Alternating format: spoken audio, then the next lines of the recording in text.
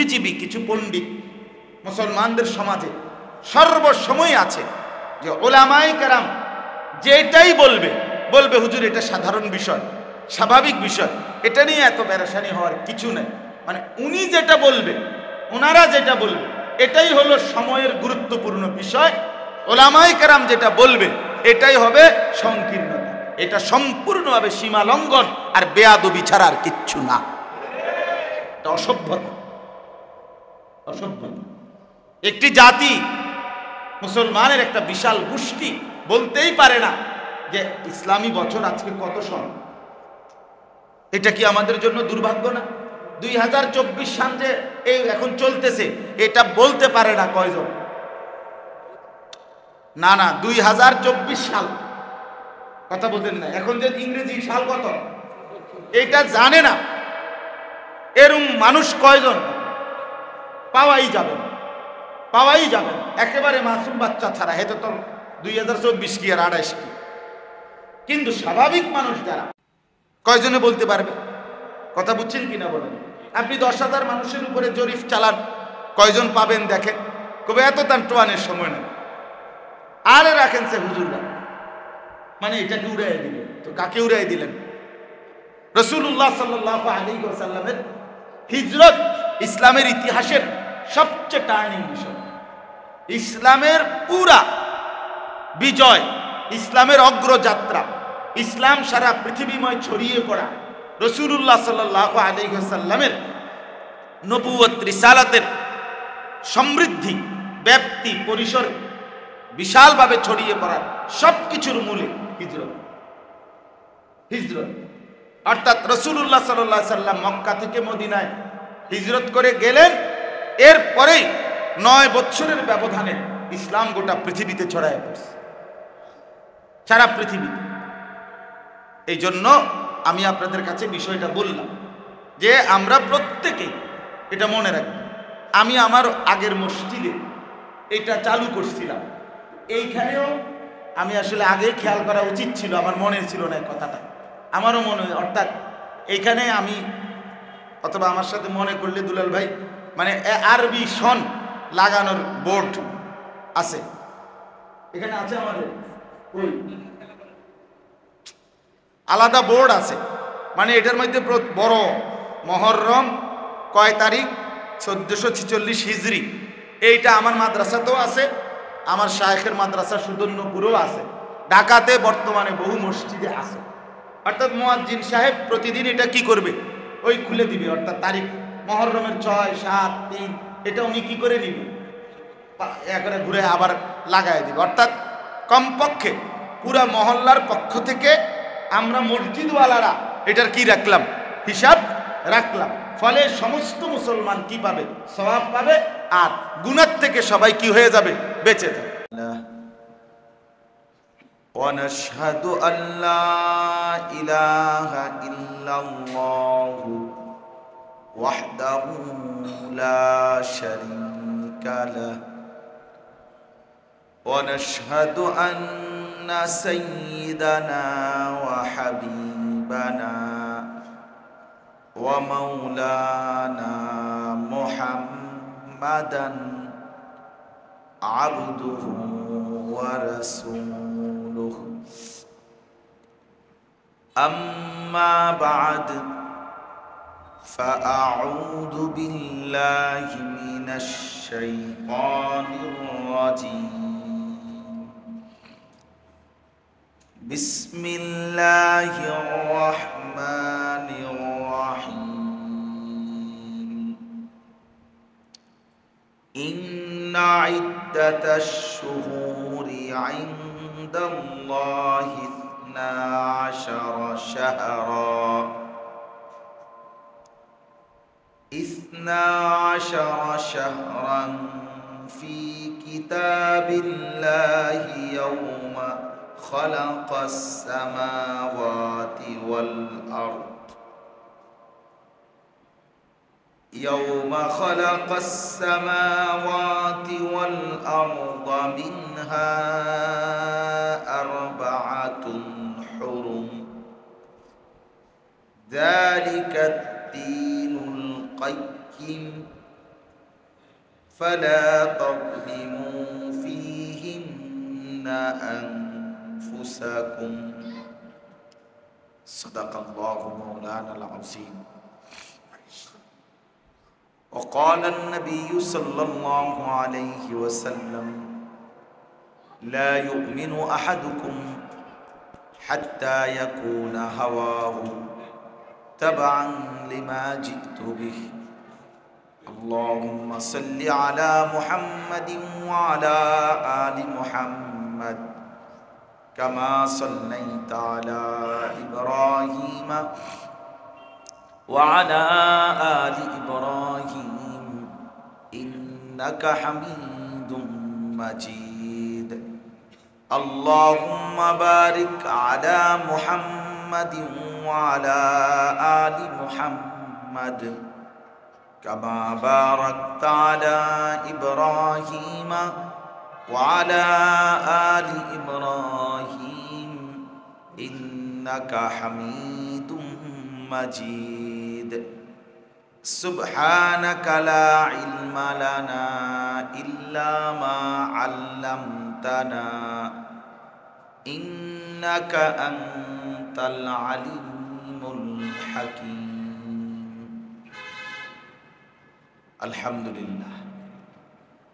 আল্লাহ পাক রব্বুল ইজ্জত জুল জালাল ওয়াল ইকরামের ফজল করম, রব্বুল আলামিনের অপরিসীম ইহসান, মেহেরবানি, দয়া, আল্লাহ তাআলা আমাদেরকে জুমার নামাজ জামাতের সাথে আদায় করবার উদ্দেশ্যে আল্লাহর ঘর মসজিদে বৃষ্টি মুখর পরিবেশেও আসবার তৌফিক দান করেছেন। আলহামদুলিল্লাহ। আমরা প্রত্যেকেই জানি আলহামদুলিল্লাহ এখন আরবি নতুন বছর, হিজরি নতুন সন, এই মাস মুহররম মাস 1446 শুরু হয়েছে।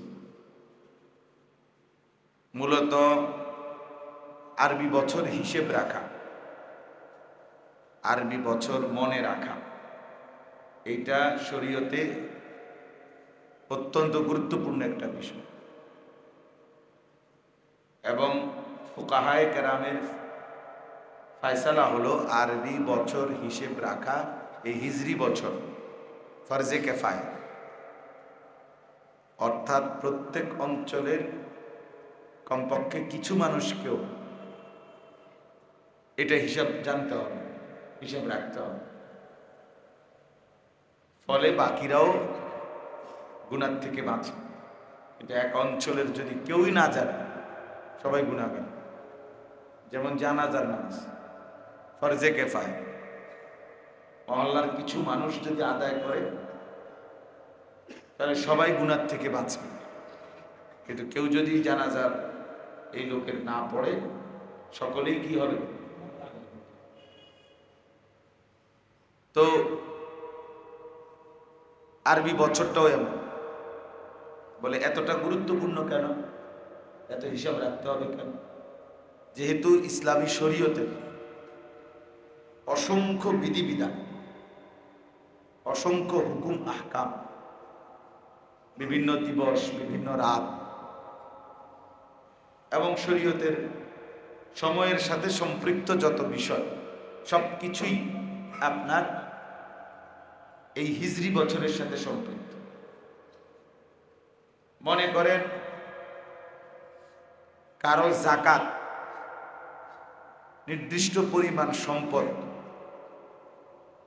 এক বছর যদি পূর্ণ থাকে তার কাছে, তাহলে তার উপরে যাকাত ফরজ হয়। এখন এই এক বছর, এইটা কত দিনে এক বছর?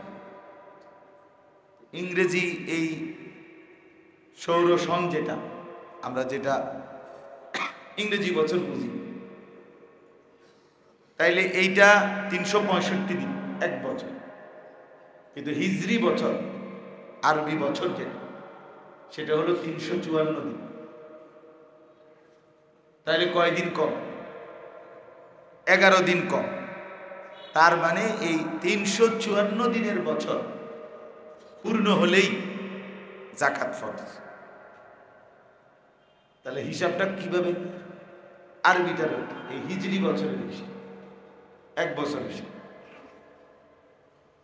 কোন ছেলে আপনার সাবালক প্রাপ্তবয়স্ক, যার উপরে গোসল ফরজ হয়, তো এর আপনার 15 বছর, অর্থাৎ স্বাভাবিকভাবে যদি 15 বছর পূর্ণ হয়, তাহলে তার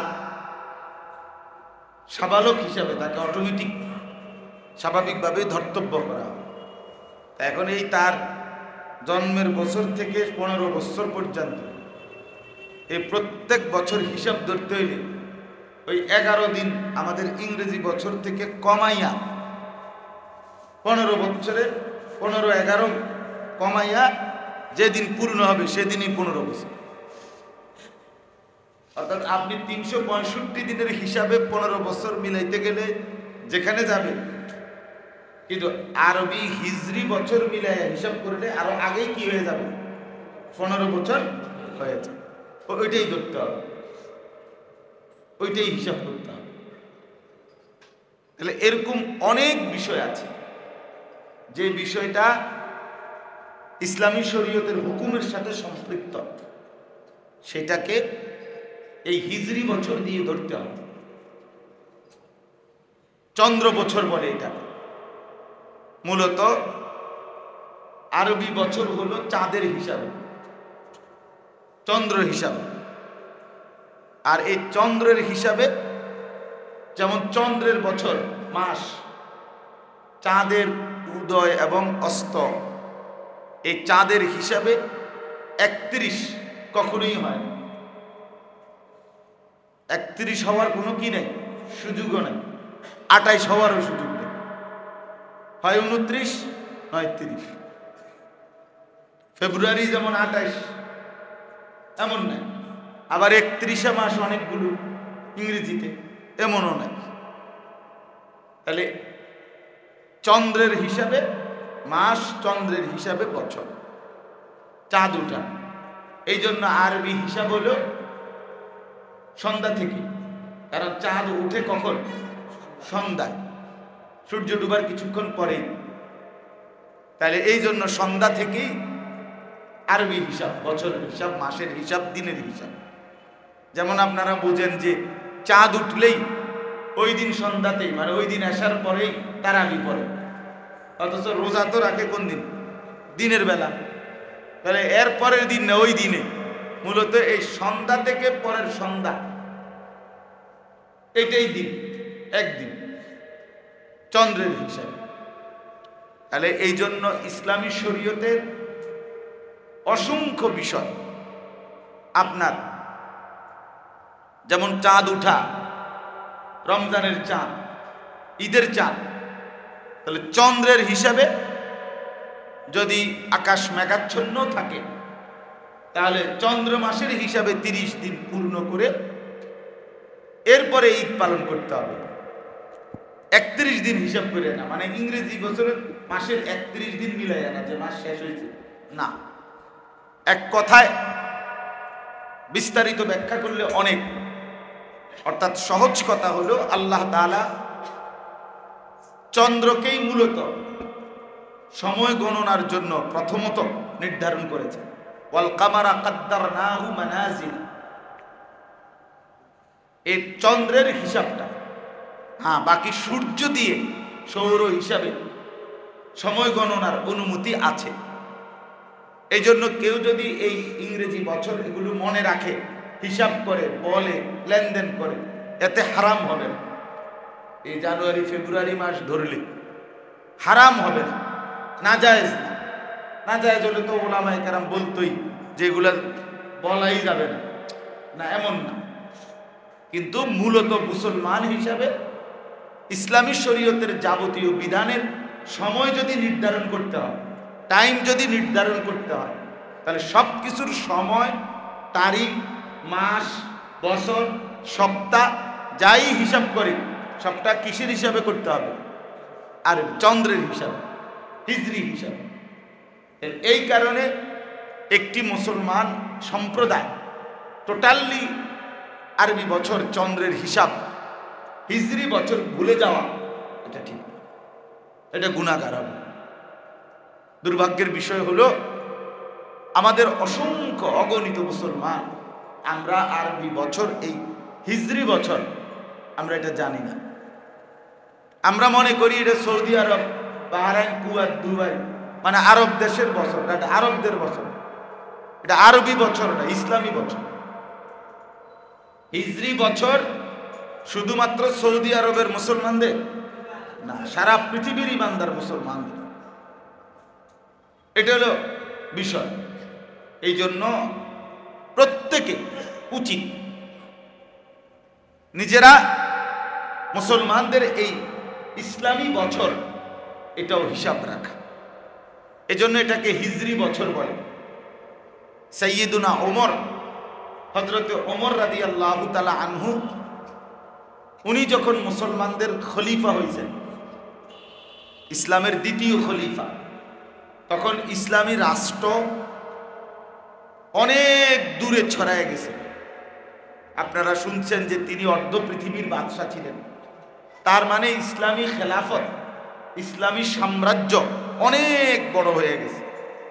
তো তখনকার সময়ে বিভিন্ন প্রদেশ অঞ্চলের গভর্নররা, জিম্মাদাররা, দায়িত্বশীলরা খলিফাতুল মুসলিমিন ওমরের কাছ থেকে বিভিন্ন ফরমান নির্দেশ পাওয়ার জন্য তো নিজ নিজ এলাকার থেকে দূত পাঠাইতেন, লোক পাঠাইতেন।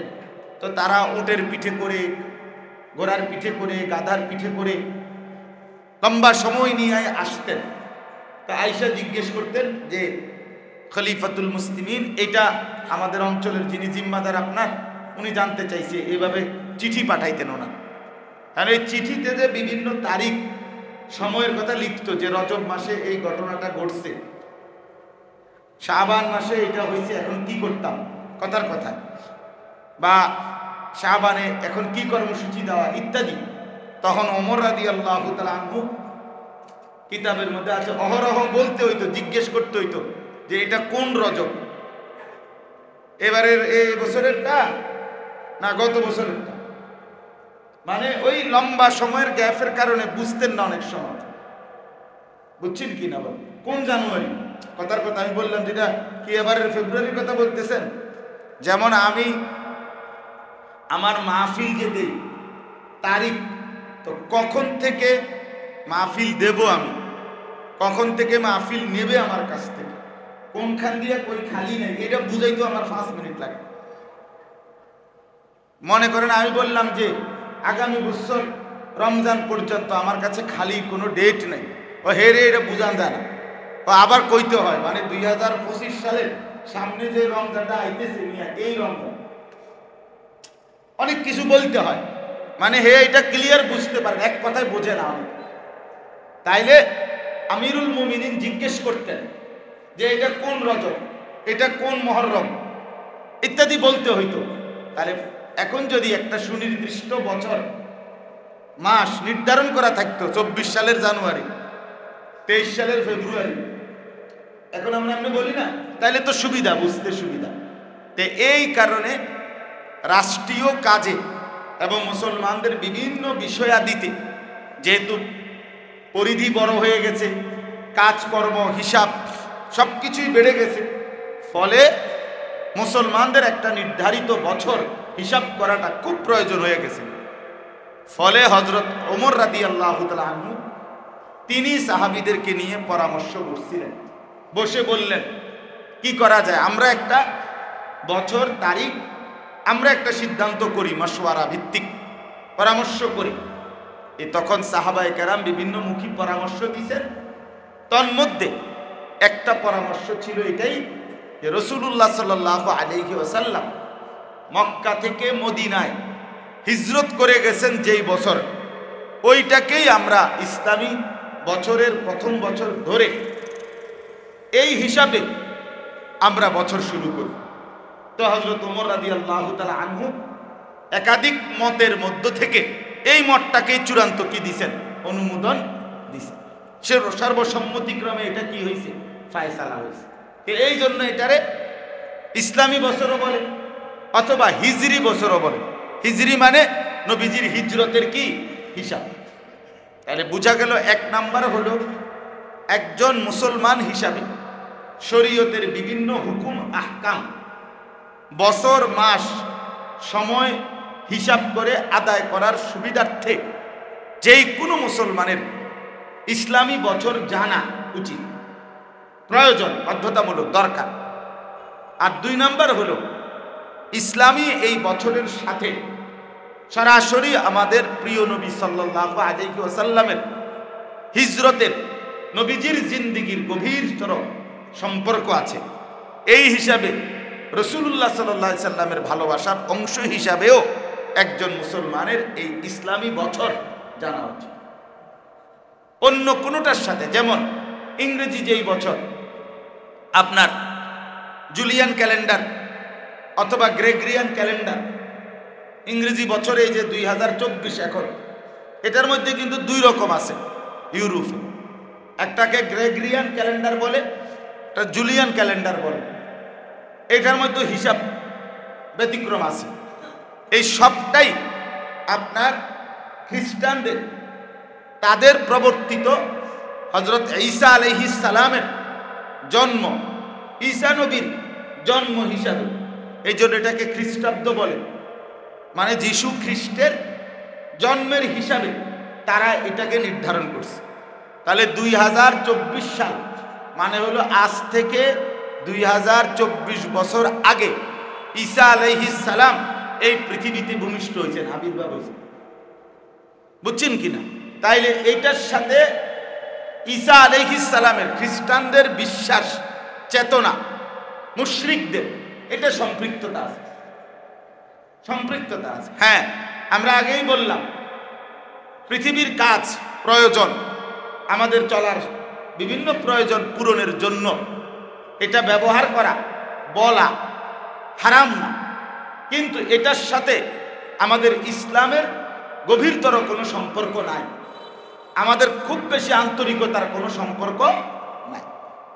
বাংলা বছর, যেমন বাংলা সন, যেটা বাংলা সন সম্রাট জালালউদ্দিন মুহাম্মদ আকবর, আকবরের আমলে রাষ্ট্রের পুরা এই দিল্লির খেলাফত, আপনার এই উপমহাদেশের যে মানে বাদশাহী ছিল, সাম্রাজ্য, মোগল সাম্রাজ্য, তো বিশাল অঞ্চল, এখানে রাষ্ট্রের খাজনা, ওই যে ধান নির্দিষ্ট মৌসুমে ধান কাটার পরে খাজনা দিত জনগণ, এই খাজনা ট্যাক্স কয় বছরের কোন হিসাবে, এই খাজনা আদায়ের জন্য সুবিধার্থে তখন এই সম্রাট জালালউদ্দিন মুহাম্মদ আকবর তার সভাসদ তাদেরকেই প্রথম বলছিলেন যে তোমরা আমাদের এই অঞ্চলের জন্য একটা আলাদা সন তারিখ, আমাদের এই খাজনা আদায়ের সিজনের হিসাবের সুবিধার্থে তোমরা একটা মিলাও। তখন এই জালালউদ্দিন আকবরের, যারে আকবর দি গ্রেট বলে, এই উনার আমলেই আপনার এই বর্তমানের এই বাংলা সন যেটা আমরা বলি, এইটা আপনার কি হয়েছে, চালু হয়েছে। এটা হলো ওই ফসলের ট্যাক্স খাজনা আদায়ের কি সুবিধা। এখনো দেখবেন এই আপনার ইয়া কাটতে, দাখিলা বা খাজনার ইয়া কাটতে তারিখ 1 নম্বরে লেখে কোনটা, বাংলাটা লেখে। এদের কাছে মেইন হিসাব কিসের হিসাব, বাংলা সনের হিসাব। এখনো এটা সিস্টেম, ওইখান থেকে আসছে। তাইলে বাংলা সন এইটার সাথে সম্পৃক্ততা হলো ওই খাজনা আদায় ট্যাক্সের সাথে সম্পৃক্ততার বিষয় ছিল। ইংরেজি সন এইটার সাথে ঈসা আলাইহিস সালামের জন্মের সম্পর্ক। কিন্তু ইসলামী সন এই যে 1446 হিজরি, এটা সরাসরি আমাদের প্রিয় নবী সাল্লাল্লাহু আলাইহি ওয়াসাল্লামের সাথে সম্পৃক্ত। তাইলে এখন আপনি ইনসাফের সাথে বলেন যে আমাদের কাছে প্রাধান্য পাওয়া উচিত কোনটা? কথা বলেন না। ইসলাম না, ইসলামী সন বলেন, আরবি সন না, ইসলামী সন কোনটা বলেন? ইসলামী বছর। আরবি হলে তো আপনি নির্দিষ্ট অঞ্চলের সাথে কি করে ফেললেন, সীমাবদ্ধ করে ফেললেন। এটা তো আরবি বছর না, ইসলামী বছর। অর্থাৎ আমরা আরবি না, আমরা কি আরবি না, আমরা আজমি অনারবি। কিন্তু এই বছর ইসলামী বছর, এটা আমাদের না, আমাদের মানে এটা সৌদি আরবের না, এটা দুবাইয়ের না, কাতার বাহরাইনের না, এটা মুসলমানদের, এটা ইমানদারদের বছর। অতএব উচিত আপনি আমি প্রত্যেককে, আমরা দেখবেন বাবার মৃত্যু তারিখ লিখে রাখছে, ইংরেজিও লিখছে, বাংলা লিখছে, আরবিটা কোথায় তো, বাচ্চার জন্ম তারিখ লিখে রাখছে, ইংরেজি জানে, বাংলা জানে, আরবি জানে, অথবা লিখলেও 3 নম্বরে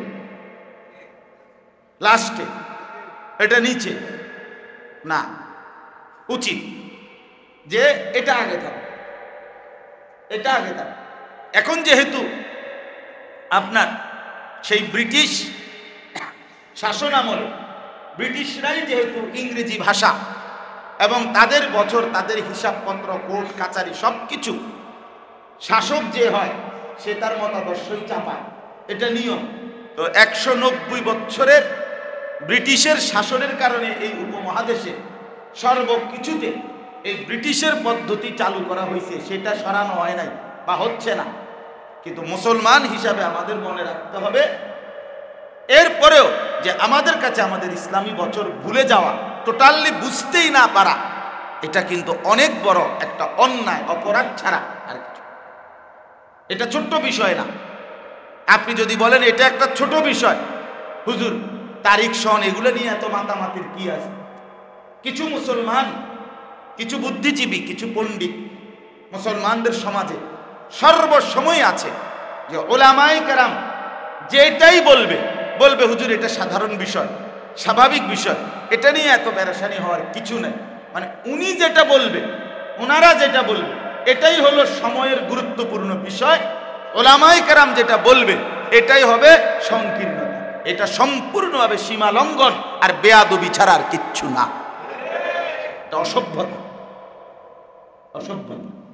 একটি জাতি, মুসলমানের একটা বিশাল গোষ্ঠী বলতেই পারে না যে ইসলামী বছর আজকে কত সন। এটা কি আমাদের জন্য দুর্ভাগ্য না? 2024 সাল যে এই এখন চলতেছে, এটা বলতে পারে না কয়জন?